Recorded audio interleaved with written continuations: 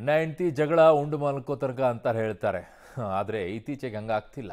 ಗಂಡ ಹೆಂಡತಿ ಜಗಳ ಇಲ್ಲ ಗಂಡ ಆದರೂ ಸಾಯ್ಬೇಕು ಇಲ್ಲ ಹೆಂಡತಿ ಆದರೂ ಸಾಯ್ಬೇಕು, ಹಂಗಾಗ್ಬಿಟ್ಟಿದೆ ಪರಿಸ್ಥಿತಿ.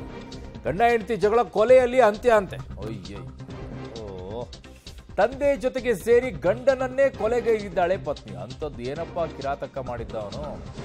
ಬೆಂಗಳೂರಿನ ಅಂದ್ರಹಳ್ಳಿಯ ಮಂಜುನಾಥ ಲೇಔಟ್ನಲ್ಲಿ ನಡೆದಿರುವಂಥ ಘಟನೆ ಇದು. ಪತಿ ವೆಂಕಟೇಶನನ್ನ ಪತ್ನಿ ಪಾರ್ವತಿ ಕೊಲೆ ಮಾಡಿರುವಂಥದ್ದು. 6 ವರ್ಷಗಳ ಹಿಂದೆ ಪಾರ್ವತಿಯ ಮದುವೆ ಆಗಿದ್ದಿತ್ತು ವೆಂಕಟೇಶ್.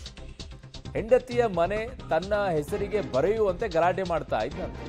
ಓಹೋ, ಇದೇ ವಿಚಾರವಾಗಿ ಗಂಡ ಹೆಂಡತಿ ನಡುವೆ ತಾರಕಕ್ಕೇರಿತಂತೆ ಜಗಳ. ತಂದೆ ರಂಗಸ್ವಾಮಿ ಜೊತೆಗೆ ಸೇರಿ ಗಂಡನನ್ನ ಪತ್ನಿ ಕೊಲೆಗೈದಿದ್ದಾಳೆ. ಅದು ಯಾಕೆ ಮಾಡಬೇಕಾಗಿತ್ತು? ಆಚೆ ಬಂದು ನಿಮ್ಮ ಜೀವನ ನಡೆಸ್ಕೊಳ್ಬೋದಾಗಿತ್ತು. ಕೊಲೆ ಮಾಡಿ ಜೈಲಿಗೆ ಹಾಕಿ ಹೋಗೋ ಪರಿಸ್ಥಿತಿ ಈಗ. ಅಪ್ಪನು ಜೈಲಿಗೆ, ಮಗಳು ಜೈಲಿಗೆ, ಗಂಡ ಮೇಲ್ಗಡೆ. ನನ್ನ ಸಹೋದ್ಯೋಗಿ ಈಗ ನರಸಿಂಹಮೂರ್ತಿ ನನ್ನ ಸಂಪರ್ಕಕ್ಕೆ ಸಿಗ್ತಾ ಇದ್ದಾರೆ. ನರಸಿಂಹಮೂರ್ತಿ, ಇತ್ತೀಚೆಗೆ ಹೆಂಗಾಗ್ಬಿಟ್ಟಿದೆ ಅಂದ್ರೆ ಗಂಡ ಹೆಂಡತಿ ಜಗಳ, ಒಂದು ಗಂಡ ಆದ್ರೂ ಸಾಯ್ಬೇಕು ಇಲ್ಲ ಹೆಂಡತಿ ಆದ್ರೂ ಸಾಯ್ಬೇಕು, ಆ ಪರಿಸ್ಥಿತಿಗೆ ಬಂದು ತಲುಪ್ತಾ ಇದ್ದಾವಂತ ಬಹುತೇಕ ಕೇಸ್ಗಳು ಹಂಗೆ ಆಗ್ತಾ ಇದೆ. ಅರುಣ್, ಕಳೆದ 10 ವರ್ಷಗಳ ಹಿಂದೆ ಈ ವೆಂಕಟೇಶ್ ಏನಿದ್ದಾನೆ, ಮೃತ ಕೊಲೆಯಾದಂತಹ ವೆಂಕಟೇಶ್ ಮೊದಲ ಹೆಂಡತಿಯನ್ನ ಬಿಟ್ಟಿದ್ದ. ಅದಾದ ಬಳಿಕ 6 ವರ್ಷಗಳ ಹಿಂದೆ ಪಾರ್ವತಿ ಎಂಬಾಕೆಯನ್ನ ಮದುವೆಯಾಗಿದ್ದ.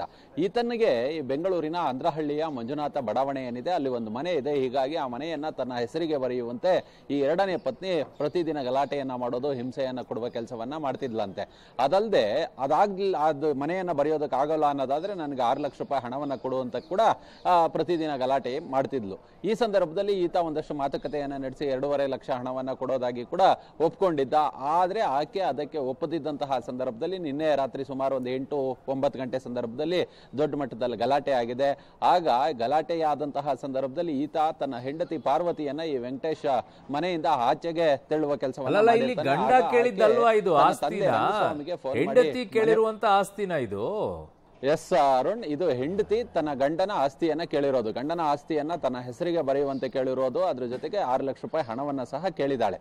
ಯಾವಾಗ ಮನೆಯಿಂದ ಆಚೆಗೆ ತಳ್ಳುದ್ನೋ ಗಂಡ, ಆಗ ಆಕೆ ತನ್ನ ತಂದೆಗೆ ಕರೆಯನ್ನ ಮಾಡಿ ಮನೆ ಬಳಿ ಕರೆಸ್ಕೊಳ್ತಾರೆ. ಆ ಸಂದರ್ಭದಲ್ಲಿ ತಳ್ಳಾಟ ನೂಕಾಟವಾಗಿ ಮನೆಯ ಮೇಲಿಂದ ಈಗ ಪತಿಯನ್ನ ಕೆಳಗೆ ತಳ್ಳಿದ್ದಾರೆ. ಇಬ್ರು ಸೇರಿ, ಅಪ್ಪ ಮಗಳು ಇಬ್ರು ಸೇರಿ ತಳ್ಳಿದ್ದಾರೆ. ಆ ಸಂದರ್ಭದಲ್ಲಿ ಆತನ ತಲೆಗೆ ತೀವ್ರ ಪೆಟ್ಟಾಗಿದೆ. ಅಷ್ಟಾದ್ರೂ ಕೂಡ ಕೆಳಗೆ ಬಂದು ಮತ್ತೆ ತಳಿಸಿದ್ದಾರೆ. ಈ ಹಿನ್ನೆಲೆಯಲ್ಲಿ ಅಲ್ಲೇ ಸ್ಥಳದಲ್ಲಿ ವೆಂಕಟೇಶ್ ಸಾವನ್ನಪ್ಪಿದ್ದಾನೆ. ಸದ್ಯ ಪ್ರಕರಣ ಸಂಬಂಧ ಇಬ್ಬರನ್ನು ಕೂಡ ಅರೆಸ್ಟ್ ಮಾಡಲಾಗಿದೆ. ಮತ್ತೆ ಬ್ಯಾಡರಹಳ್ಳಿ ಪೊಲೀಸ್ ಠಾಣೆಯಲ್ಲಿ ಈ ಬಗ್ಗೆ ಪ್ರಕರಣ ದಾಖಲಾಗಿ ತನಿಖೆಯನ್ನ ಕೂಡ ನಡೆಸಲಾಗ್ತಿದೆ.